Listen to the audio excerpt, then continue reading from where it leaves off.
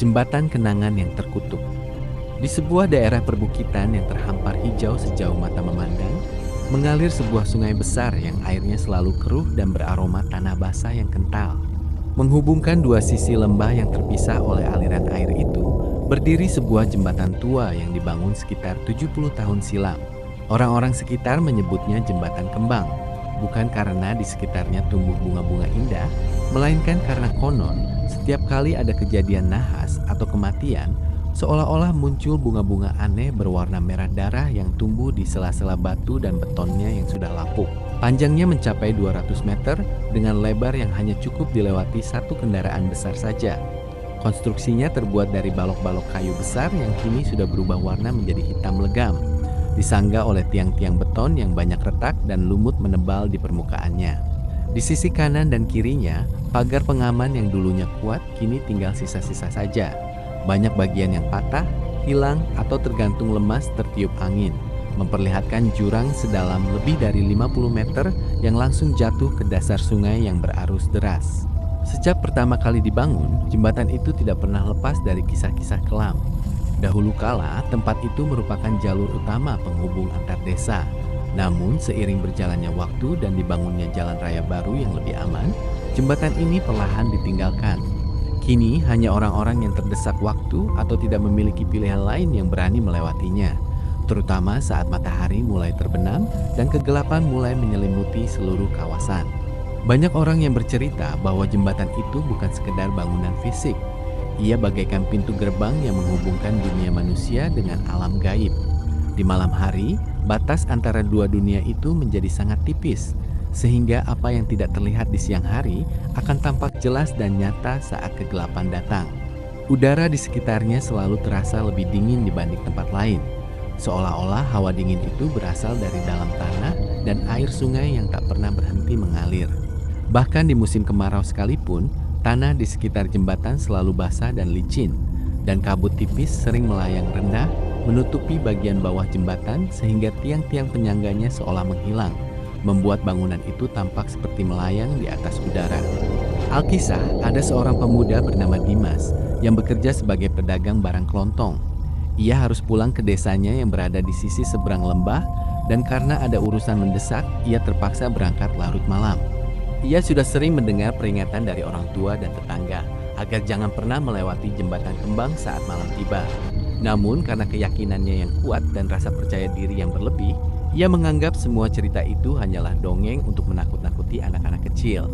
Gumamnya sambil mengendarai sepeda motor tua miliknya. Yang ada hanyalah ketakutan yang dibuat-buat oleh pikiran manusia sendiri. Saat itu jam menunjukkan pukul 11 malam. Langit gelap gulita, tidak ada bintang atau bulan yang terlihat. Tertutup rapat oleh awan hitam yang tebal. Angin malam berhembus kencang, menerbangkan daun-daun kering dan ranting pohon yang patah, menimbulkan suara berdesir dan berderak yang terdengar seperti bisikan orang yang sedang berbicara pelan di telinga. Jalan yang dilaluinya semakin sempit dan sepi. Pepohonan di kiri dan kanan tampak seperti sosok raksasa yang sedang berdiri diam, mengawasi setiap langkahnya dengan pandangan yang tidak ramah. Sampailah ia di ujung jalan yang menjadi pintu masuk menuju jembatan itu. Jantungnya sedikit berdebar, bukan karena takut, melainkan karena suasana di sekitarnya benar-benar terasa berbeda. Lampu depan sepeda motornya hanya mampu menyinari jarak sekitar 10 meter ke depan. Selebihnya tertelan oleh kegelapan yang pekat dan tak berujung. Ia berhenti sejenak, menarik napas panjang, dan meyakinkan dirinya bahwa semuanya baik-baik saja. Cuma tinggal sebentar lagi lewat, nanti juga sampai, ucapnya dengan suara lantang, berusaha mengusir rasa tidak nyaman yang mulai merayap di hatinya. Ia menyalakan kembali mesin kendaraannya dan mulai melaju perlahan memasuki wilayah jembatan. Begitu roda kendaraannya menyentuh permukaan kayu jembatan, terdengar suara krek-krek-krek yang keras dan berirama, seolah-olah kayu-kayu tua itu sedang merintih kesakitan karena menahan beban yang ditimpakan padanya. Suara itu terdengar sangat jelas, bergema di antara dinding tebing dan permukaan air sungai di bawah, menimbulkan gema yang berulang-ulang seolah ada langkah kaki lain yang mengikuti gerakannya. Semakin jauh ia melangkah, semakin aneh perasaan yang ia alami. Udara yang semula hanya dingin, kini berubah menjadi dingin yang menusuk sampai ke tulang sumsum, membuat seluruh tubuhnya menggigil hebat, meskipun ia memakai jaket tebal dan syal yang menutupi sebagian wajahnya. Napasnya terlihat jelas berupa asap putih yang mengepul di udara, padahal suhu di luar seharusnya tidak sedingin itu. Bau yang aneh mulai tercium, campuran antara bau kayu yang lapuk, bau air yang tergenang, dan bau amis yang menyengat, mirip sekali dengan bau darah yang sudah kering. Lampu depan sepeda motornya yang semula menyala terang, tiba-tiba berkedip-kedip secara tidak beraturan. Cahayanya berubah menjadi kuning pucat yang redup, seolah-olah tenaga listriknya habis seketika. Dimas berusaha membetulkan kabel dan saklarnya, namun tidak ada perubahan. Ia merasa ada sesuatu yang salah, namun ia memaksakan dirinya untuk tetap tenang dan terus melaju. Saat ia berada di pertengahan jembatan, tepat di titik yang dianggap sebagai tempat paling angker oleh warga sekitar, sesuatu yang tidak terduga terjadi. Angin yang semula berhembus kencang, tiba-tiba berhenti sama sekali. Suara aliran air sungai yang terdengar riuh rendah dari bawah lenyap seketika, digantikan oleh kesunyian yang mutlak, menyiksa dan membuat telinga terasa berdenging. Suara detak jantungnya sendiri kini terdengar jelas dan keras, berirama cepat seolah hendak melompat keluar dari rongga dadanya. Dan di tengah kegelapan yang menyelimuti, di bawah cahaya lampu yang redup itu, Dimas melihat sesuatu yang membuat darahnya seolah berhenti mengalir dan napasnya terhenti di tenggorokan. Di atas pagar jembatan yang sudah rusak, tepat di tengah jalur yang ia lewati, berdiri sesosok sosok yang tampak seperti perempuan. Ia memakai pakaian tradisional berwarna putih yang panjang dan menjuntai sampai ke lantai. Namun pakaian itu tampak kotor, penuh noda berwarna coklat kehitaman, dan terlihat basah seolah baru saja diangkat dari dalam air. Rambutnya yang hitam panjang terurai lepas, menutupi seluruh bagian wajah dan tubuhnya, menjuntai sampai ke lutut, bergerak-gerak perlahan meskipun tidak ada angin yang berhembus. Yang paling membuat bulu kuduk Dimas berdiri tegak adalah sosok itu tidak berdiri di atas permukaan jembatan, melainkan melayang di udara sekitar 5 cm di atas kayu-kayu tua itu. Kakinya tidak terlihat sama sekali. Bagian bawah pakaiannya hanya kosong dan berputar-putar perlahan seperti asap yang berterbangan. Dimas mengerem kendaraannya secara mendadak. Tubuhnya gemetar hebat. Keringat dingin membasahi seluruh tubuhnya meskipun udara terasa sangat dingin.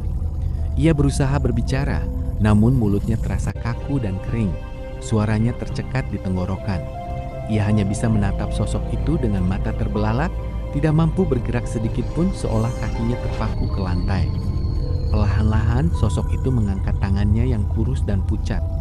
Jari-jarinya panjang dan runcing, kukunya panjang dan berwarna hitam, meneteskan cairan bening yang jatuh ke permukaan kayu dan meninggalkan bekas yang berasap. Tangan itu bergerak perlahan menyibak rambut yang menutupi wajahnya. Gerakannya lambat sekali, seolah-olah setiap gerakan memakan waktu yang lama. Saat wajah itu mulai terlihat, jeritan histeris hampir keluar dari mulut Dimas. Namun suaranya terperangkap dan hanya berupa desahan tertahan yang parau. Wajah itu bukan lagi wajah manusia. Kulitnya pucat pasi seperti kertas yang sudah lama disimpan di tempat gelap. Terkelupas di banyak bagian sehingga terlihat daging yang berwarna kehijauan dan tulang yang mengkilap. Di bagian dahi dan pipinya terlihat bekas luka yang dalam dan menganga. Seolah-olah tubuhnya pernah dihantam benda tajam berkali-kali sampai hancur berantakan. Matanya tidak ada, hanya berupa 2 lubang hitam pekat yang dalam dan kosong. Namun dari dalam lubang itu memancarkan cahaya merah menyala yang terlihat hidup, bergerak-gerak seolah sedang meneliti setiap inci tubuh Dimas, menembus kulit dan daging sampai ke dalam jiwanya. Hidungnya hanya tinggal lubang kecil yang menyempit, dan mulutnya terbuka lebar melebihi batas kemampuan manusia, sampai sudut bibirnya terbelah dan mengeluarkan cairan berwarna merah kental yang mengalir turun ke dagu dan lehernya. Di dalam mulut yang menganga itu, terlihat gigi-gigi yang runcing dan tajam seperti gigi binatang buas, berbaris rapi sampai ke bagian dalam tenggorokan. Lidahnya panjang dan berwarna hitam, menjuntai sampai ke bagian perutnya, bergerak-gerak melingkar seolah-olah memiliki nyawa sendiri, dan dari ujungnya meneteskan cairan berbusa yang berbau sangat busuk dan menyengat, bau yang membuat perut Dimas mual dan ingin muntah. "Kau berani datang ke sini?" Suara itu keluar dari mulutnya, namun tidak hanya terdengar dari satu arah. Suara itu bergema dari seluruh penjuru, dari atas langit, dari bawah jurang, dari balik pohon, bahkan dari dalam kepala Dimas sendiri. Suaranya adalah gabungan dari ribuan suara. Ada yang menangis terseduh-seduh, ada yang berteriak kesakitan, ada yang mengumpat dengan nada marah, dan ada yang tertawa melengking yang menyayat hati. Semuanya bercampur menjadi satu nada yang mengerikan, membuat tulang belakang Dimas terasa dingin dan lemah. Selama ini aku menunggu orang yang berani melintas di malam hari. Orang-orang pengecut selalu berbalik arah atau berdoa memohon perlindungan. Tapi kau datang dengan hati yang keras dan penuh kesombongan. Sosok itu mulai bergerak mendekat, melayang perlahan mendekati tempat Dimas berdiri. Setiap langkahnya yang tidak menyentuh tanah menimbulkan suara gemeretak yang pelan, seolah-olah tulang-tulang tubuhnya bergesekan satu sama lain. Semakin dekat ia mendekat, semakin terasa hawa dingin yang menusuk, membuat napas Dimas terasa sesak dan sulit untuk dihirup. "Apakah kau tahu mengapa tempat ini terkutuk?" tanyanya lagi. Suaranya kini terdengar lebih dekat, tepat di telinga Dimas. Padahal jarak antara mereka masih sekitar 5 meter. "Puluhan tahun yang lalu, aku dibunuh di tempat ini. Aku diperkosa, disiksa sampai tubuhku hancur, lalu dilempar jatuh ke dalam sungai ini. Tubuhku hanyut dan tidak pernah ditemukan. Jiwaku terperangkap di tempat ini selamanya, tidak bisa pergi ke alam lain, tidak bisa beristirahat dengan tenang. Aku kesepian, sangat kesepian selama bertahun-tahun ini." Tangan kurus itu terulur semakin dekat. Jari-jarinya yang runcing seolah hendak menyentuh wajah Dimas. Dimas berusaha bergerak, berusaha melarikan diri. Namun seluruh tubuhnya terasa kaku dan berat, seolah ada ratusan batu besar yang menindihnya, membuatnya tidak mampu menggerakkan sedikit pun anggota tubuhnya. Ia merasa seolah-olah jiwanya sedang ditarik keluar dari dalam tubuhnya, perlahan namun pasti. "Kau datang ke sini, berarti kau rela menemaniku, bukan?" tanyanya dengan nada yang terdengar seperti merayu, namun penuh dengan rasa dendam yang mendalam. "Kau akan menjadi temanku selamanya. Kita akan tinggal di tempat ini, mengawasi setiap orang yang lewat, bersama-sama. Rasa sakit yang aku rasakan selama ini, akan aku rasakan juga padamu, berulang kali selamanya." Dalam sekejap, sosok itu menghilang dari tempatnya. Dan sebelum Dimas sempat menyadari apa yang terjadi, ia merasakan sesuatu yang dingin dan basah memeluk tubuhnya dari belakang. Ia merasakan napas yang berbau busuk meniup lehernya dan suara bisikan yang lembut namun mengerikan terdengar tepat di telinganya. "Terima kasih, kau telah datang kepadaku." Dimas berusaha berteriak sekuat tenaga, namun suaranya tidak keluar. Hanya terasa ada sesuatu yang menyumbat tenggorokannya. Ia merasakan rasa sakit yang luar biasa, seolah-olah tubuhnya sedang dikoyak-koyak. Tulang-tulangnya dipatahkan satu persatu dan dagingnya dicabik-cabik secara perlahan. Rasa sakit itu bukan hanya dirasakan di tubuhnya, namun juga di dalam jiwanya, menyiksa setiap sudut perasaannya. Lampu sepeda motornya padam seketika, dan seluruh tempat itu tenggelam dalam kegelapan mutlak. Yang terakhir yang terdengar adalah suara jeritan panjang yang menyayat hati, disertai dengan tawa melengking yang bergema di sepanjang jembatan, menyatu dengan suara angin dan air sungai yang kembali terdengar riuh rendah. Keesokan harinya, warga desa menemukan sepeda motor tua milik Dimas tergeletak di tengah jembatan kembang. Mesinnya masih menyala pelan. Namun dari Dimas sendiri tidak ditemukan jejak sedikit pun. Tidak ada bekas darah, tidak ada sisa pakaian, tidak ada barang-barang miliknya. Seolah-olah ia tidak pernah ada di dunia ini. Yang aneh, di atas permukaan kayu jembatan, tumbuh tiba-tiba bunga-bunga kecil berwarna merah terang, tumbuh rapi mengelilingi tempat sepeda motor itu tergeletak. Dan jika ada orang yang lewat di tempat itu saat malam hari, mereka sering mendengar suara bisikan yang lembut memanggil nama, disertai suara tangisan dan tawa yang bergema, seolah-olah ada dua makhluk yang sedang berjalan beriringan, menunggu orang lain yang berani datang dan bergabung bersama mereka di dalam kegelapan abadi. Sejak peristiwa itu, tidak ada seorang pun yang berani melewati jembatan kembang saat matahari mulai terbenam. Bagi mereka, jembatan itu bukan lagi sekedar bangunan penghubung jalan, melainkan tempat yang menjadi saksi bisu penderitaan dan tempat tinggal jiwa-jiwa yang tidak pernah menemukan kedamaian. Dan cerita ini terus diceritakan dari generasi ke generasi sebagai peringatan bahwa ada tempat-tempat di dunia ini yang tidak boleh kita masuki dan ada rahasia kelam yang lebih baik untuk tidak pernah kita ketahui.